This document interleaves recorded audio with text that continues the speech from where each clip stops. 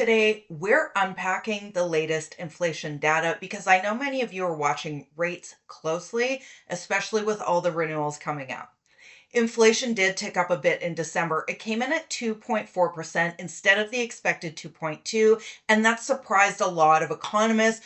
But when you look under the hood, it wasn't new inflation showing up. Most of that increase came from a technical issue. Last year's temporary tax break falling out of the comparison, not from prices suddenly taking off. Here's the more important part for mortgage holders. Housing inflation is actually cooling. Mortgage interest costs finally fell month over month for the first time since 2022, and owned home costs are rising at the slowest pace we've seen in over a decade. So that's kind of a big deal. Rents are still running hot, but that data lags real life, so it tends to stay elevated longer than it should.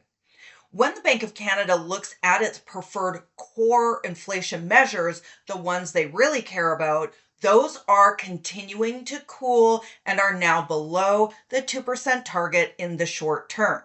So, why don't rates feel lower yet? Because inflation from the last few years damaged confidence. Bond markets are still pricing in extra risk, which keeps mortgage rates higher than they were the last time inflation was this low. It's not great, but it explains the disconnect that many of us are feeling. On the economic side, growth is slow, but we're not in crisis territory. Employment is softer, consumers are cautious, but the economy is actually holding together better than a lot of the headlines suggest. So, what does this mean for rates?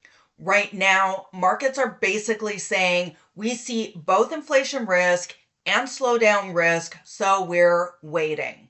That's why bond yields and mortgage rates aren't moving much.